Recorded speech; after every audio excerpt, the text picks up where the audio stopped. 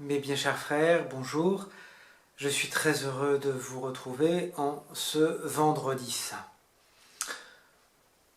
Il y en a beaucoup qui habituellement profitent de cette journée-là pour se confesser pour Pâques. Alors, cette année, vous le savez, inutile de vous le redire, ça n'est pas possible. Mais l'Église invite, lorsqu'il n'est pas possible de se confesser, alors c'est vrai que au catéchisme, je prends toujours l'exemple, imaginez que vous ayez commis un péché mortel, quelqu'un qui se promène dans le désert, il n'y a personne, il est juste avec un compagnon, il finit par le tuer pour lui piquer sa gourde, et puis il finit la gourde et il va mourir. Et là, que peut-il faire? Eh bien, un acte de contrition parfaite. Demandez vraiment pardon à Dieu, non pas parce qu'il a peur de l'enfer, parce qu'il craint l'enfer, mais tout simplement parce qu'il aime Dieu, par amour pour Dieu. Alors maintenant je pourrais en prendre un autre exemple, qui est si jamais vous êtes confiné chez vous et qu'il n'est pas possible d'aller trouver un prêtre pour vous confesser, que devez-vous faire? L'acte de contrition parfaite.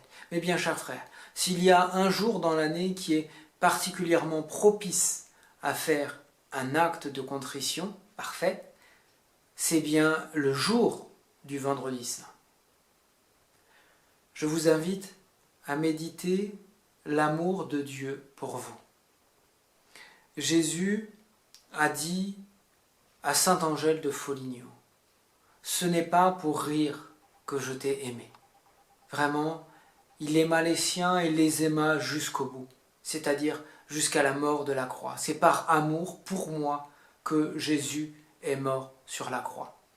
Et il a dit à sainte Catherine de Sienne, « Si tu avais été la seule à devoir être rachetée, je n'aurais rien retiré à ma passion. » Cela nous montre l'amour fou qu'il a pour sainte Catherine de Sienne. Mais nous savons que Jésus nous aime de ce même amour. Il a un amour fou pour nous, un amour passionné. Ce n'est peut-être pas un hasard si ces derniers instants de sa vie où notre Seigneur nous montre particulièrement l'amour qu'il nous porte s'appelle la passion du Sauveur.